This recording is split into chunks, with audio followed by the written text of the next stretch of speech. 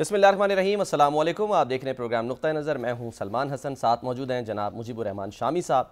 एक तरफ पीटीआई 24 नवंबर के एहतजाज के लिए भरपूर तैयारी कर रही है और हुकूमत इससे निमटने के लिए सख्त तरीन इक़दामात कर रही है, तो दूसरी तरफ पसे पर्दा और कुछ बज़ाहिर ऐसे मामलात भी सामने आ रहे हैं कि मुज़ाकरात की बातें हो रही हैं, जैसे कि ख़ुद जो पीटीआई के रहनुमा हैं वो भी मुज़ाकरात की खबर दे रहे हैं। आज अलीमा खान साहिबा जो कि मिलकर आई बानी पीटीआई से, उन्होंने डियाला जेल के बाहर गुफ्तगू की और उन्होंने बताया कि बैरिस्टर गौहर और अली अमीन गंडापुर साहब को इजाज़त मिल गई है कि अगर मुज़ाकरात की बात होती है तो इसके लिए वो तैयार हैं। उन्होंने क्या फरमाया, क्या कहा, पहले आपको वो दिखा।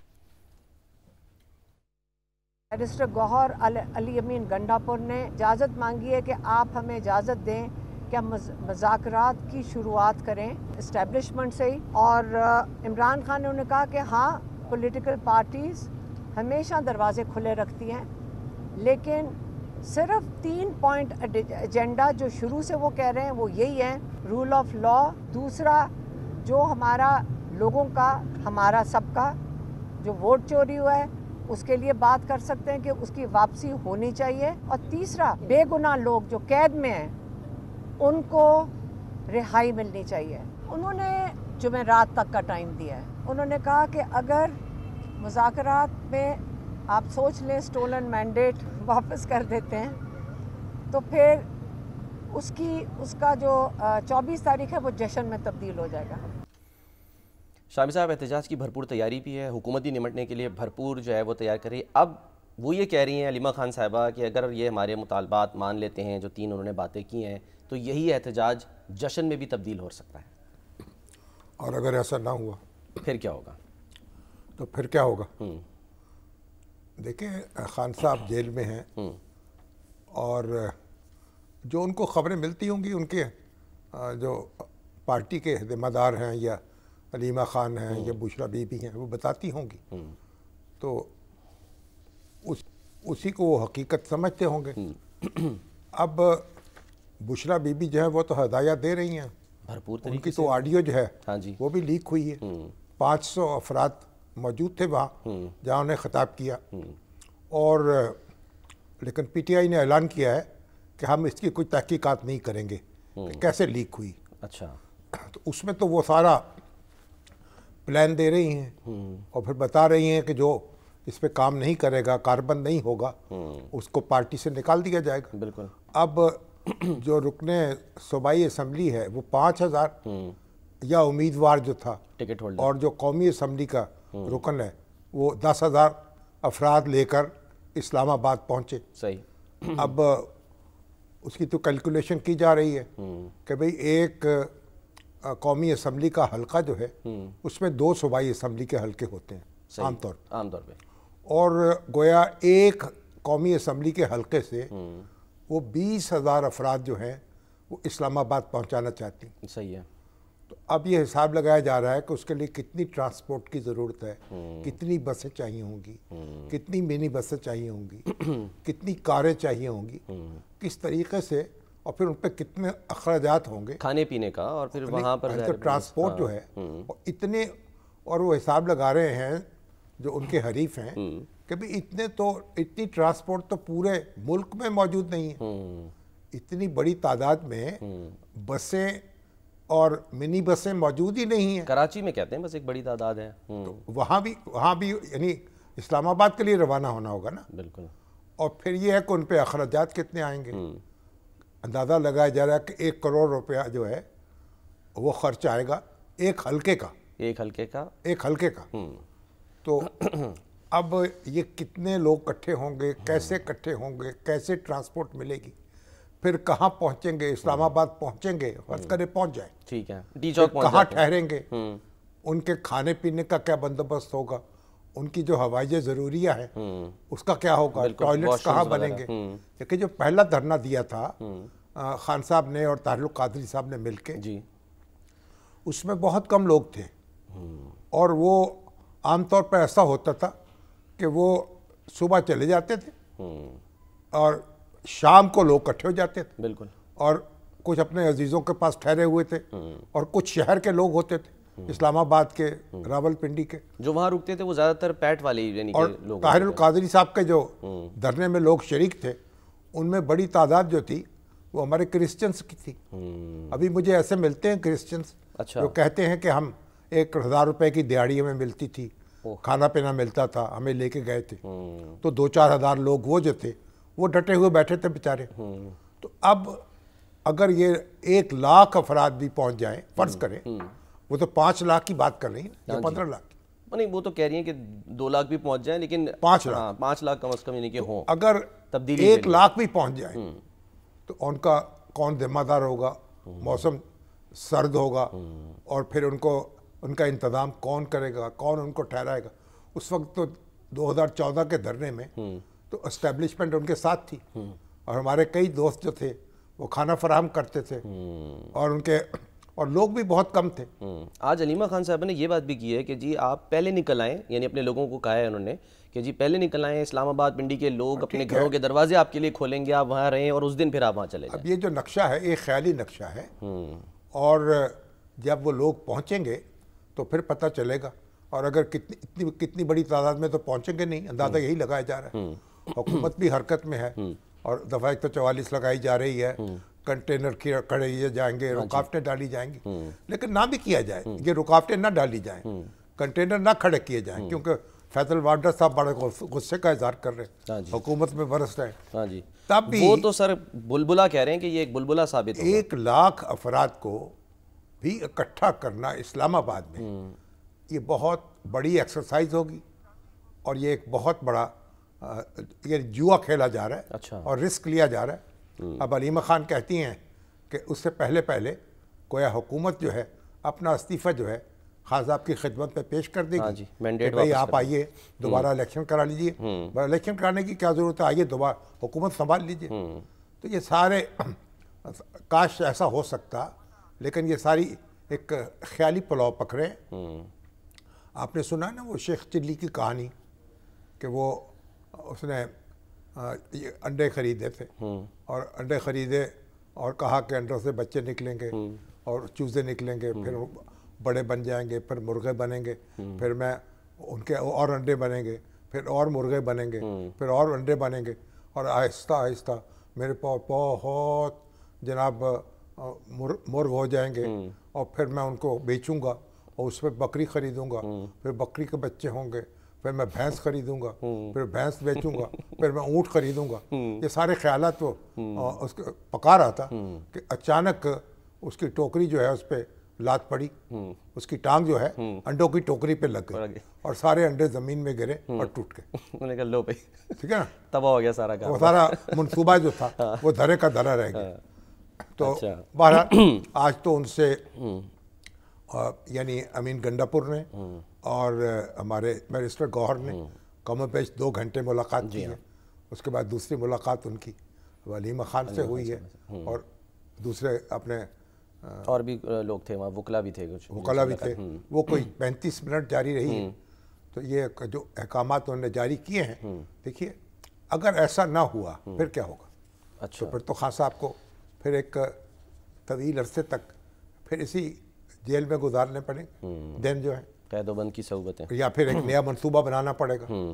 تو بار ابھی تو یہ بھی اشارے دے رہے ہیں کہ ہم مذاکرات کے لیے تیار ہیں. علی محمد صاحب کہہ رہے تھے ہم جناب سیاستدانوں سے مذاکرات کے بھی تیار ہیں، اور ابھی یہ بات ہو رہی ہے کہ نہیں ہم ان سے مذاکرات کریں گے جن کے پاس اختیار ہے، اور ظاہر ہے کہ سیاستدانوں سے نہیں کریں. بھئی یہ جو تحریک بنائی تھی تحفظ آئین، جس کے محمود اچکزئی صاحب صدر بنے تھے، ہونا تو یہ چاہیے تھا کہ ان کی یہ ذمہ داری ہوتی کہ وہ رابطے کرتے سیاسی رہنماؤں سے، سیاسی جماعتوں سے، اور راستہ ہموار کرتے، تلخی کم کرتے اور کوئی آگے بڑھنے کی بات کرتے. وہ خود پیچھے ہٹ گئے ہیں سر یا انہوں نے پیچھے ہٹا دیا؟ اب ان کا نام کہیں سننے میں نہیں آیا. بظاہر ہے کہ ان کی بھی حوصلہ افزائی نہیں ہوئی اور وہ پیچھے ہٹ گئے. اور مولانا فضل الرحمان جو ہیں، اب تو ان کی طرف بھی پہلے تو روزانہ طواف ہوتا تھا. محسن نقوی صاحب ملے ان سے؟ نہیں، محسن نقوی صاحب ملے لیکن پی ٹی آئی کے لوگ تو نہیں ملے. ہاں وہ نہیں ایگزیکٹ. تو اب بات یہ ہے کہ تو مولانا فضل الرحمان بھی ایک فاصلے پر ہیں.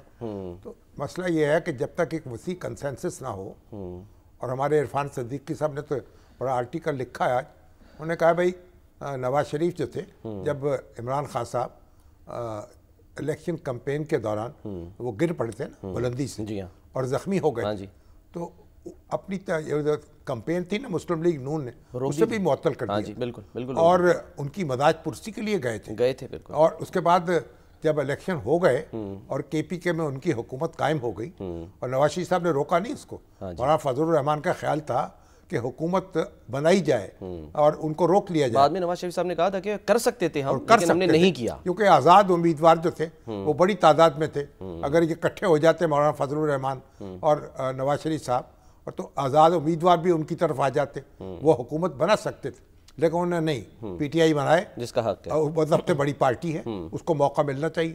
پھر وہ چودھری نثار علی کو ساتھ لے کے ان کے گھر بھی گئے اور ان کو کہا کہ بھئی آپ اپنا رول ادا کریں اپوزیشن کا، اور پھر انہوں نے اس کے بعد دھرنا شروع ہو گئے. تو بات یہ ہے کہ یہ جو اور یہ بے نظیر بھٹو اور نواز شریف جو ہیں ان کے میں مخاصمہ کہانی، وہ ایک دوسرے کے در پر رہے، ایک دوسرے کی حکومتیں گراتے رہے اسٹیبلشمنٹ کے ساتھ مل کر. پہلے غلام اسحاق خان نے نواز شریف کی حکومت گرائی، پھر بے نظیر بھٹو کی گرائی، پھر فاروق لغاری آئے، انہوں نے بے نظیر بھٹو کی حکومت گرائی، پھر نواز شریف کے در پہ ہوئے تو انہوں نے تو پھر ان کے اختیارات جو تھے وہی واپس لے لیے. بات یہ ہے کہ جو سیاست دان ہیں وہ لڑتے بھی ہیں آپس میں، جھگڑتے بھی ہیں، لیکن کٹھے بیٹھتے بھی ہیں. جو خان عبد الولی خان جو تھے وہ ان کا جلسہ تھا نیب کا راول پنڈی میں، اس پہ حملہ کیا پیپلز پارٹی کے کارکنوں نے، ایف ایس ایف کے لوگوں نے، اور کئی لوگ ہلاک ہوئے، زخمی ہوئے، اور خان عبد الولی خان سب ان کی لاشیں اٹھا کے واپس چلے گئے. اور اس کے باوجود انہوں نے جو انتخابات ہیں جو انہوں نے دستور سازی کا عمل ہے اس میں حصہ لیا اور متفقہ دستور بنانے میں حکومت کا ساتھ دیا. جمہوری طرز عمل اپنایا نا سر. اس سے پہلے بلوچستان میں حکومت ختم کر دی عطا اللہ مینگل کی، اور مولانا مفتی محمود نے خیبر پختونخوا میں خود استعفیٰ دے دیا. اس کے باوجود دستور سازی جو ہے اس میں تعاون جاری رہا اور ایک ایسا دستور بنا جو خان عبد الولی خان نے بھی جس پہ دستخط کیے، بھٹو صاحب نے بھی کیے، پروفیسر عبدالغفور نے بھی کیے، مولانا شاہ احمد نورانی نے بھی کیے، مولانا مفتی محمود نے بھی کیے، اور پاکستان کو ایک اتنا یعنی ایک بنیادی دستاویز اس کی فراہم کر دی جو آج بھی ہمارے اتحاد کی بنیاد ہے. تو یہ سیاست دانوں میں نہ جھگڑا مستقل ہوتا ہے نہ صلح مستقل ہوتی ہے، مگر خان صاحب جو ہیں وہ جھگڑا مستقل بنا کے بیٹھے ہیں گزشتہ کچھ عرصے سے. حالانکہ وہ بے نظیر بھٹو کے ساتھ بھی تحریک چلاتے رہے، نواز شریف صاحب کے ساتھ مل کر تحریک عدلیہ بحالی کی اس میں کٹھے تھے. جی ہاں، پرویز مشرف کے خلاف تحریک کٹھے چلا رہے تھے، مگر اب انہوں نے یہ قسم کھائی ہے کہ وہ اپنا راستہ چنیں گے اور ایسا چنیں گے کہ جیسے معلوم ہوتا ہے کہ جنگ کا سامان ہے، دو فوجیں جو ہیں وہ سامنے آنے والی ہیں، اور جیسے واقعہ کے اوپر ایک تناؤ کی کیفیت ہے، ایک طرف انڈین فوج ہے ایک طرف پاکستانی فوج ہے. یہ ایک منظر ہے جو انہوں نے دکھا دیا ہے. تو ایک اس کے بعد تو میں سمجھتا ہوں کہ یہ جو لوگ تقریریں کرتے ہیں نا، آگ اگلتے ہیں جیسے گنڈاپور صاحب ہیں، اب یہ دراصل جو اسٹیبلشمنٹ ہے، جو حکومت ہے، اس کے ہاتھ مضبوط کر رہے ہوتے ہیں. اچھا، اس کا راستہ جو ہے صاف کر رہے ہوتے ہیں. اسی لیے ان کو کہتے ہیں کمپرومائز. اس کو کاروائی جو ہے اس کے لیے فضا ہموار کر رہے ہوتے ہیں. جب آپ آتشی لہجہ اپنائیں گے تو پھر جواب میں جو کاروائی ہوگی اس کی کون مذمت کرے گا. تو یہ جو ایک بہت بڑا رسک ہے سر. لیکن آج ابھی تو آپ مشرف بی بی کی وہ آڈیو لیک ہو گئی ہے، اب اس کے اندر تو بالکل وہ ایسا لگتا ہے انہوں نے چارج سنبھال لیا. سر ابھی کیا ہم کہہ سکتے ہیں ابھی کہ وہ غیر سیاسی ہیں؟ کیونکہ یہ بحث ہوتی رہی، ڈیفینڈ کرتی رہی پی ٹی آئی اس کو کہ نہیں جی وہ تو گھریلو خاتون ہے، غیر سیاسی خاتون ہے، اپنے شوہر کی یعنی کہ رہائی کے لیے بس وہ بات کر رہی ہیں. وہ تو اسٹریٹجیز بتا رہی ہیں اندر بیٹھ کے، حکمت عملی بتا رہی ہیں، سیاسی گفتگو کر رہی ہیں، خان صاحب کے احکامات پہنچا رہی ہیں، تو سیاست میں حصہ لے بھی رہی ہیں. تو کوئی جرم تو نہیں ہے نا. اس سے پہلے بھی تو محترمہ فاطمہ جنرل لے چکی، نصرت بھٹو لے چکی، لے چکی، کلثوم نواز لے چکی.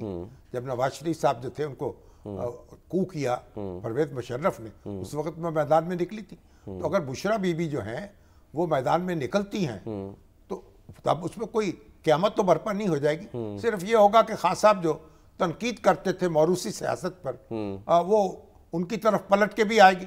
لیکن اب تو جہاں اتنے یو ٹرن لے لیے ہیں ایک اور صحیح دیکھیں تو سیاست کوئی حرف آخر تو ہوتا نہیں سیاست میں. تو اب جو ایک فوجیں ایک دوسرے کے سامنے کھڑی کی جا رہی ہیں اور یہ جو ہنگامہ برپا کیا جا رہا ہے مجھے کوئی آثار اچھے نظر نہیں آتے. اور اللہ تعالیٰ رحم فرمائے اور امن و امان رکھے پاکستان میں اور کوئی ایسی صورت برپا نہ ہو جائے کہ کچھ خون بہے, کچھ لوگ نشانہ بن جائیں اور ایک ہمارا ایک آسمان جو ہے وہ لال ہو جائے. بالکل سر, ایک کیونکہ آپ نے بات کی تاریخی حوالے کی, علیمہ خان صاحبہ کی گفتگو اس میں انہوں نے کہا کہ جی 1970 میں جو ہے ریاستی انتخابات ہوئے تھے, یہ بانی پی ٹی آئی کو ظاہر ہے وہ کوٹ کر رہی ہیں. 85 میں ضیاء الحق نے نان پارٹی انتخابات کرائے, نظریاتی سیاست ختم کی. اب وہ یہ کہہ رہے ہیں 8 فروری کو جو ہے وہ پی ٹی آئی نظریاتی پارٹی بنی. کیا پی ٹی آئی ہے نظریاتی جماعت؟ دیکھیے اب جو مرضی دعویٰ کر لیں, اچھا جو بڑی سیاسی جماعتیں ہوتی ہیں وہ نظریاتی جماعتیں نہیں ہوتی, وہ قومی جماعتیں ہوتی ہیں. اس میں مختلف الخیال لوگ شامل ہوتے ہیں, صحیح, ہر مکتب فکر سے تعلق رکھنے والے لوگ ان میں شامل ہوتے ہیں. یہ نظریاتی جماعتیں جو ہیں وہ تو جماعت اسلامی ہے, جیسے جمعیت علماء اسلام ہے, تو ہر شخص تو اس میں شامل نہیں ہو سکتا نا, وہ کمیٹڈ لوگ اس میں جاتے ہیں, ان کا رول جو ہے وہ اور طرح کا محدود ہوتا ہے. تو نظریاتی جماعتیں جو ہیں, نظریاتی جماعتیں تو پھر جماعتیں سکڑ جاتی ہیں. اچھا, ہاں, کیا نظریہ ہے, یہی سوال ہے نا. ہاں, نظریہ کیا ہے, کس نظریے کی پارٹی ہے یہ, کون سا نظریہ؟ احتجاجی ہے فی الحال, تو بس احتجاجی نظریہ بس. تو اس طرح ایک جمہوری جماعت بنی ہے, جمہوری جماعت رہی ہے, پارلیمنٹ کو مضبوط کی, پارلیمان آپ ہمارا دستور ہے, اس کے تابع آپ نے الیکشن لڑنا ہے, آپ نے کامیابی حاصل کرنی ہے, آپ نے ایک منصفانہ انتخابات ہونے چاہیے, اس میں تو کوئی شبہ نہیں ہے.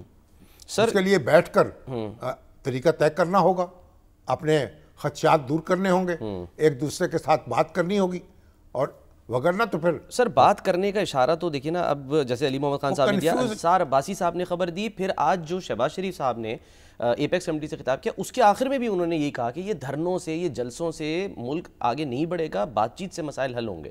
بات ہاں ایگزیکٹلی کرنے کا اشارہ دے رہے ہیں سب, کہ کس سے بات کرنی, کس سے بات نہیں کرنی, کس سے ملنا, کس سے نہیں ملنا, کس کا فون سننا, کس کا فون نہیں سننا. اور پھر انہوں نے تو علیمہ خان نے تو بات ہی ختم کر دی کہ بھئی سوموار کو یہ ساری چیز, سوموار کو کہا ہے, انہوں نے کہا جمعرات تک کا ٹائم ہے, جمعرات تک, ہاں جی, جمعرات تک کا ٹائم ہے. ایگزیکٹلی, پھر اس کے بعد دیکھتے ہیں دم مسکلندر ہوگا, تو کر کے دیکھ لیجئے, پھر دم مسکلندر. چلیں سر دیکھ لیتے ہیں کیا ہوتا ہے. اچھا سر, شہباز شریف صاحب نے جو ہے, جیسے میں نے کہا کہ آج وہ جانا تھا اس کے لیے آئیڈیاز کے, لیکن ایپیکس کمیٹی کا جو اجلاس ہوا, آئیڈیاز اس میں نہیں گئے وہ, جی جی, وہاں تو خواجہ آصف صاحب گئے سر.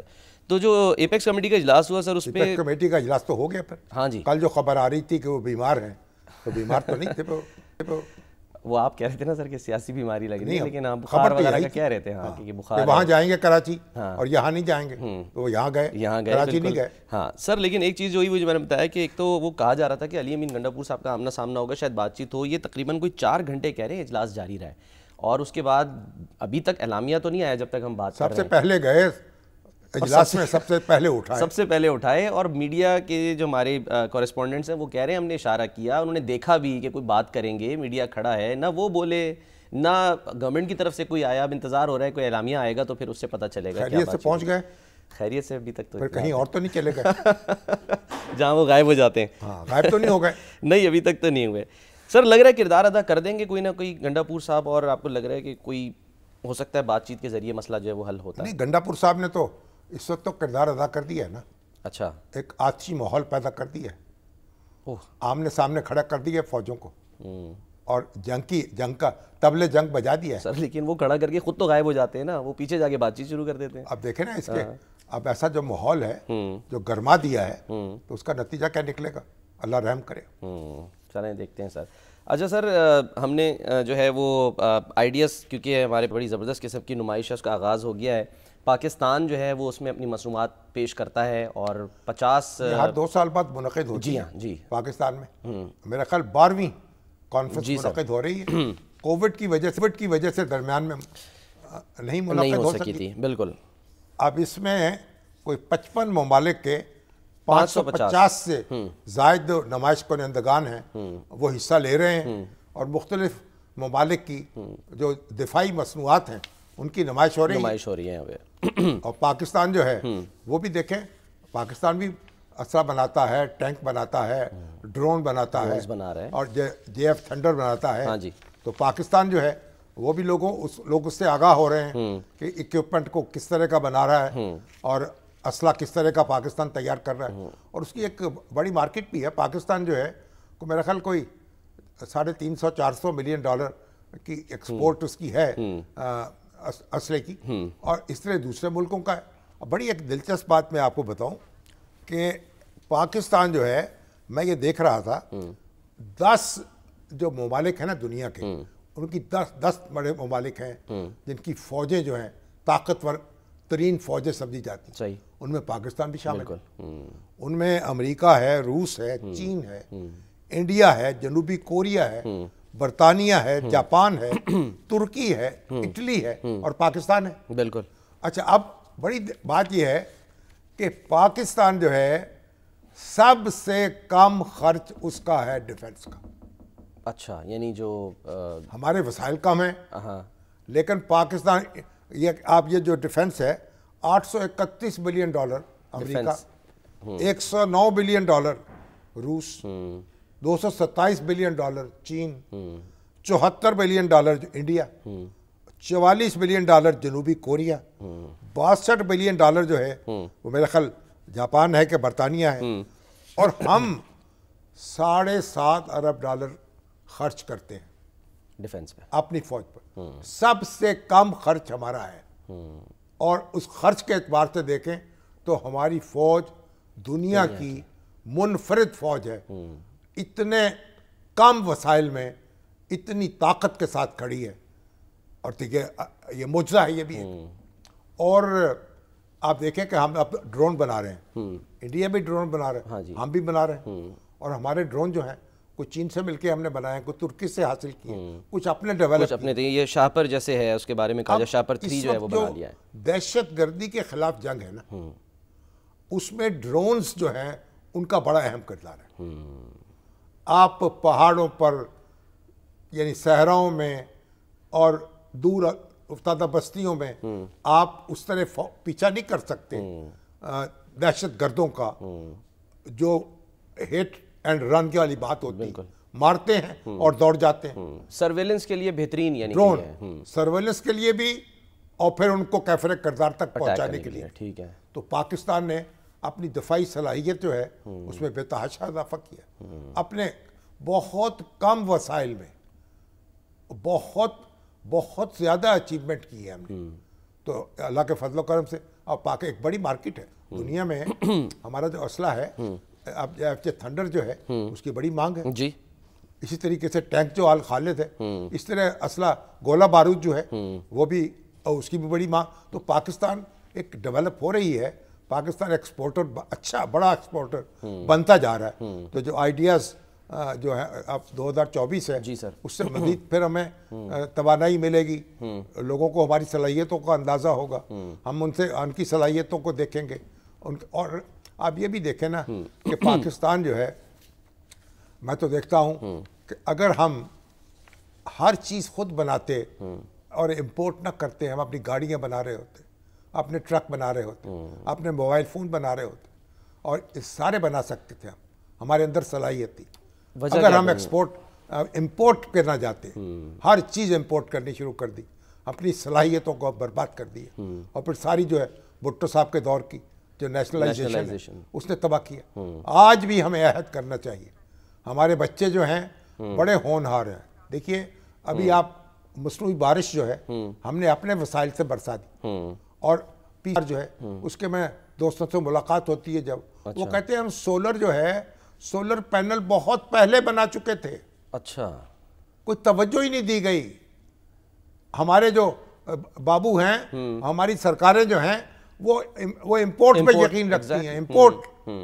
تو ہم اگر عہد کر لیں کہ ہمیں امپورٹ نہیں کرنا اور اپنی ضرورت خود بنانی ہے اور ساری مصنوعات خود بنانی ہے، تو ہم بہت جلد آگے دوڑ سکتے ہیں, بھاگ سکتے ہیں. اپنا ٹیلنٹ جو ہے وہ ہمارے پاس ناقابل یقین ٹیلنٹ ہے. ہمارے نوجوان سائنسدان جو ہیں اور اتنا ٹیلنٹ ہے ان میں, اور اس قدر وہ ہمارے مسائل کا حل تلاش کر سکتے ہیں کہ دنیا کو میں خیر بڑی سے بڑی قوم کے سامنے ہم کھڑا کر سکیں گے اپنے آپ کو. ان کو صحیح ڈائریکشن دینے کی ضرورت ہے. سر آپ نے کیونکہ ذکر کیا وہ نیشنلائزیشن کا, تو ایسا لگ رہا ہے کہ شاید نیشنلائزیشن کی وجہ سے شریف خاندان بھی متاثر ہوا تھا. وہ جو بھی حسن نواز صاحب دیوالیہ جو تھی, ہاں جی سر میں چاہوں گا ڈیٹیل سے اس پہ بات کریں, ایک بریک لے لیں, بریک کے بعد آتے ہیں تو ہم ذرا وہ حسن نواز صاحب جو دیوالیہ ہوئے اس پر بات کریں گے. بریک کے بعد واپس آتے ہیں.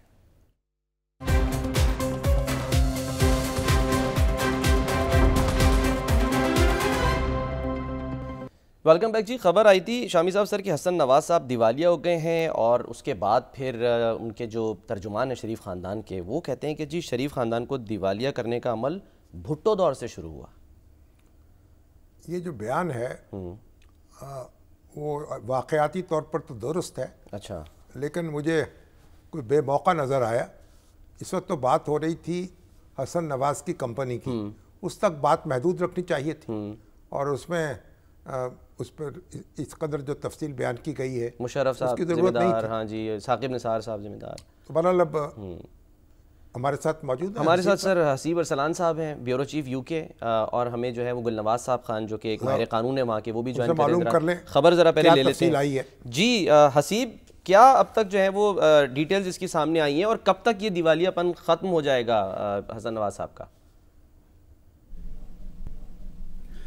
جی سلمان, بہت شکریہ. سب سے پہلے تو یہ کہ جو دیوالیہ ہے وہ آج سے 6 مہینے قبل ہوا, یعنی 29 اپریل 2024 کو, جس کی کسی کو خبر ہی نہ ہوئی. تو پھر اچانک سے پرسوں جب خبر آئی تو سب نے اس کو جو ہے ہائپ دی, بلکہ کچھ میڈیا چینلز نے اس کو غلط چلایا انیشلی حسین نواز کے نام سے, لیکن بعد میں پتہ چلا کہ یہ حسن نواز ہے. ایک تو یہ بات ہے. دوسری بات, ادھر اہم بات یہ ہے کہ ان کی جو بینکرپسی آپ نے پوچھا, یہ 29 اپریل 2025 یعنی اب سے 4 ماہ بعد یہ بینکرپسی ختم ہو جائے گی. تو جب جو جتنے ماہر قانون ہیں اور جو اکاؤنٹنٹ ٹیکس ایکسپرٹس ہیں یہاں پر برطانیہ میں, ہم نے ان سے بات کی تو ان کا یہ کہنا تھا کہ یہ جو ٹیکس کا معاملہ ہے یہ کسی کمپنی کا ٹیکس نہیں ہے, یہ حسن نواز کا ذاتی ٹیکس کا مسئلہ ہے. کیونکہ ان کی جتنی کمپنی 7 کمپنیز ان کے نام پہ برطانیہ میں رجسٹرز ہیں, وہ ساری کمپنیز ایکٹیو ہیں, ان میں سے کوئی بھی کمپنی جو ہے اس کو بینکرپٹ نہیں ڈکلیئر کیا گیا. تو یہ ان کا ذاتی ٹیکس کا معاملہ ہے. یہ تو پہلا پوائنٹ ہے. دوسرا پوائنٹ اس میں یہ ہے کہ ٹیکس کی جو اماؤنٹ ہے وہ بہت بڑی نہیں لگتی. اس کی وجہ یہ ہے, جو ٹیکس ایکسپرٹس ہیں وہ یہ بتاتے ہیں کہ صرف 1 سال کے لیے ان کو بینکرپٹ جو ہے ڈکلیئر کیا گیا, جو اس سال اپریل میں کیا گیا تھا, اور اگلے سال 29 اپریل 2025 کو ان کی بینکرپسی کی جو وہ ٹرم ہے وہ ختم ہو جائے گی. اس کے بعد وہ بیک ان بزنس ہوں گے, بیک ٹو ٹریڈ ہوں گے, اور وہ کوئی بھی کمپنی کے ڈائریکٹر بن سکتے ہیں. لیکن 29 اپریل 2025 تک وہ کسی کمپنی کے ڈائریکٹر نہیں بن سکتے, اور ایکٹیولی اس طرح ٹریڈ جو ہے وہ نہیں کر سکتے. ٹھیک ہے. اور زیادہ تر کیس یعنی یہ کہ وائلیشن تھی ٹیکس کے معاملے کی, ٹیکس کی عدم ادائیگی کا معاملہ تھا. تو پروسیجر یہ ہوتا ہے کہ جب آپ ٹیکس نہیں پے کرتے, یہ directly H M R C کا مسئلہ تھا, یہ کوئی پرائیویٹ اس میں کمپنی انوالو نہیں ہے. ایچ ایم آر سی جو ہے وہ ان کو لندن ہائی کورٹ لے کے گئی.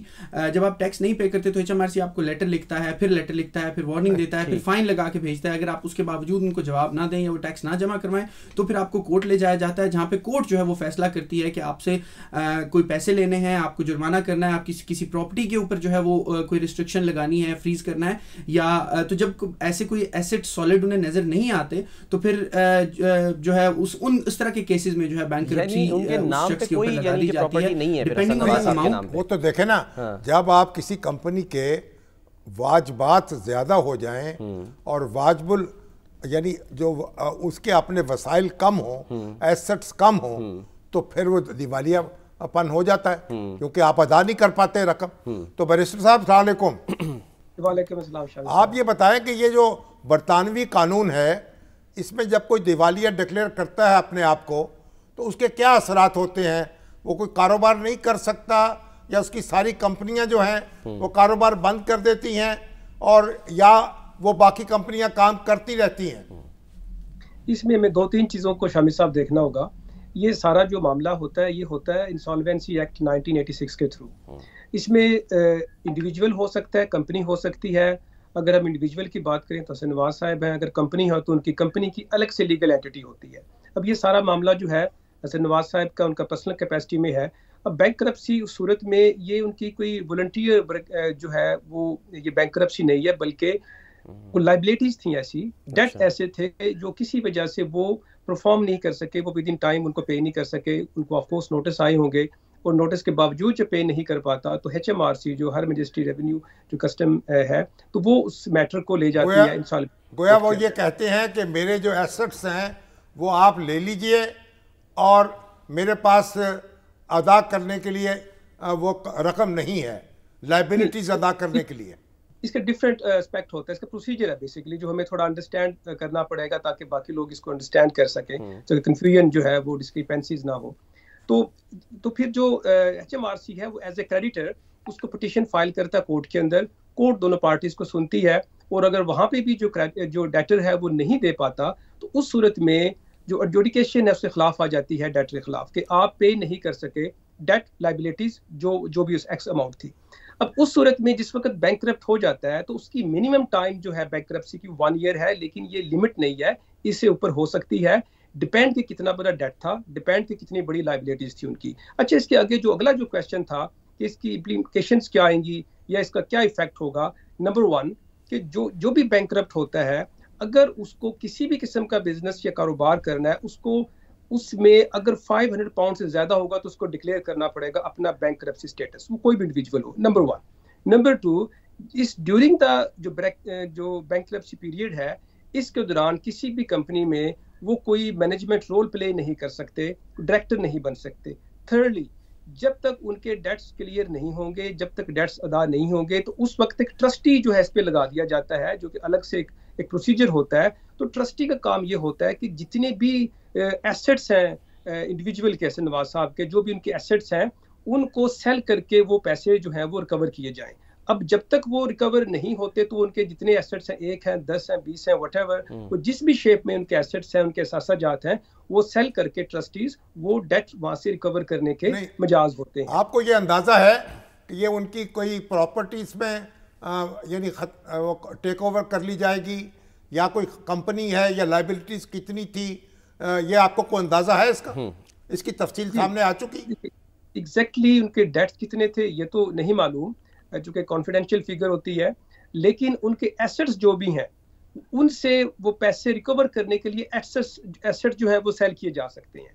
چونکہ فار ایگزامپل ایکس اماؤنٹ ہے, تو اگر نواز صاحب اس کو پے نہیں کر سکے تو ہی بینکرپسی ہوئی. اب چونکہ بینکرپسی ہو چکی ہے پاکستان میں تو بڑا خوفناک لفظ ہے یہ دیوالیہ ہو جانا. یہ لگتا ہے یہ آدمی بس بالکل اس کی کرتی ہو گئی, وہ کسی کاروبار کے قابل نہیں رہا, ناقابل اعتبار ہو گیا ہے. تو برطانیہ میں یہ اتنا خوفناک معاملہ نہیں ہے.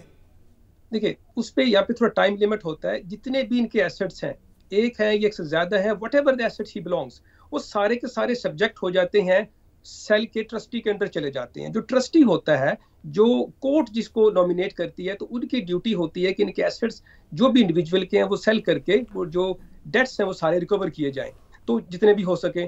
اب اس میں ایک عام طور پہ ہوتا ہے کہ 1 سال کا ٹائم ہوتا ہے کہ اس کے اندر سارا کرنا ہوتا ہے. لیکن اگر سیناریو اس قسم کا کہ ایسٹ بہت زیادہ ہیں یا ڈیٹس بہت زیادہ ہیں, لائبلٹیز زیادہ ہیں, تو اس سے جو ایکسٹینشن بھی اس کی لی جا سکتی ہے. بہرحال اس کے سیریس اس کے ایفیکٹ ہوتے ہیں بزنس پہ اور انڈیویجول کے اوپر, اسپیشلی جب کوئی انڈیویجول کسی سگنیفیکینٹ پرسنالٹی کے ان کے صاحبزادے ہوں, تو اس صورت میں ایک اس کا وہ بھی ایک بیانیہ, وہ ایک الگ سے بات, اس پہ تو ہم ٹاپک نہیں بات کر رہے, ہم تو ایک لیگل پوزیشن پہ بات کر رہے ہیں.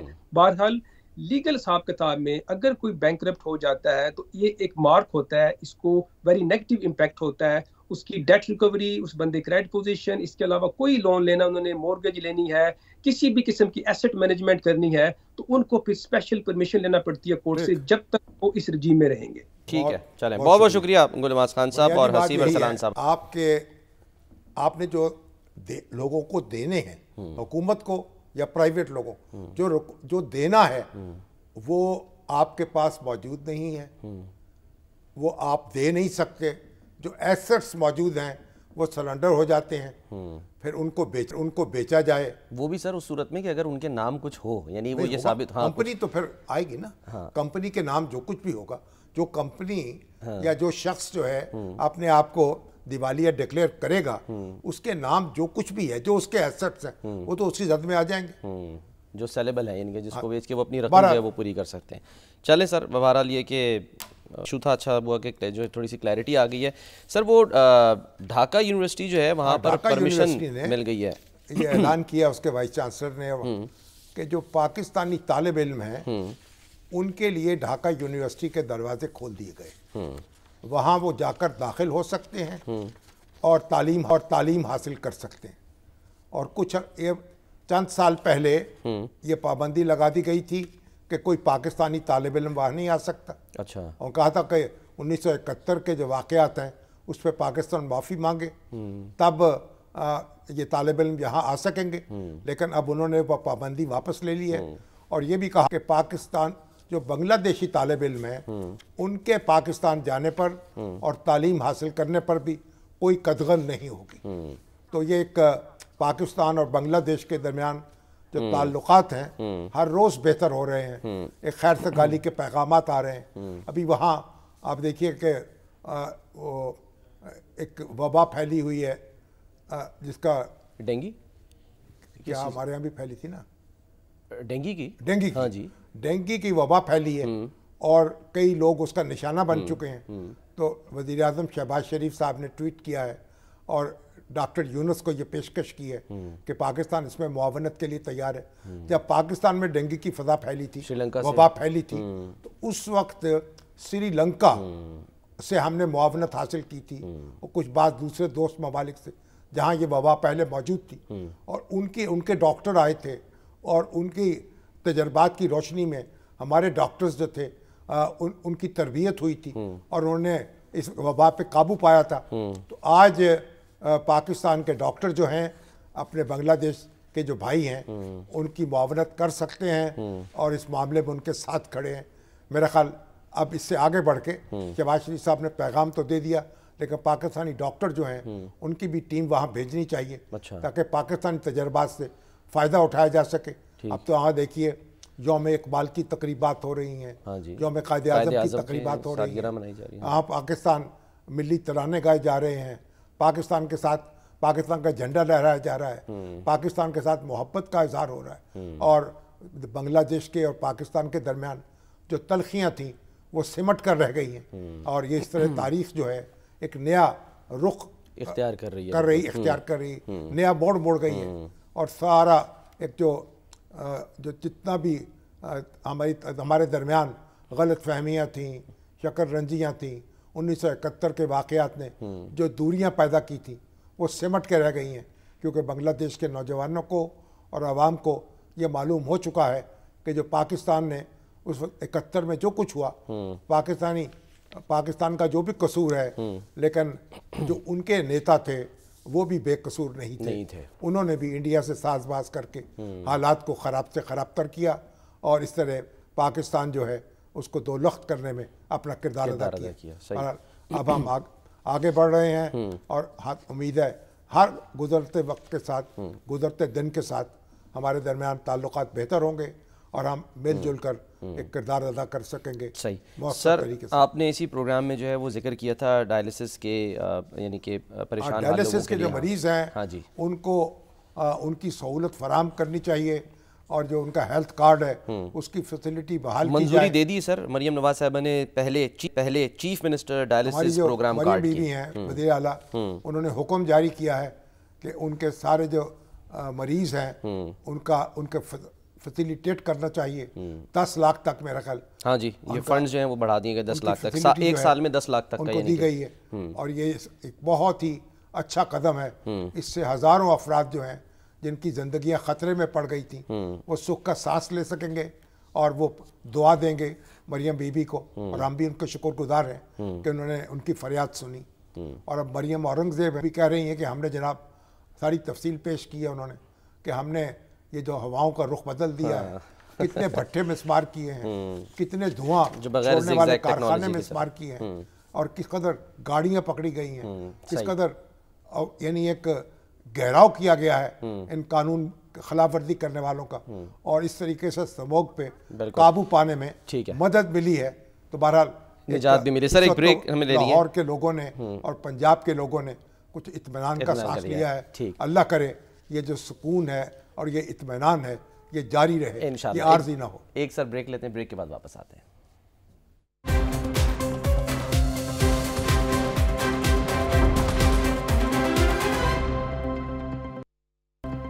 پروگرام کا وقت ختم ہوتا ہے، ناظرین اپنا خیال رکھیے، اللہ حافظ۔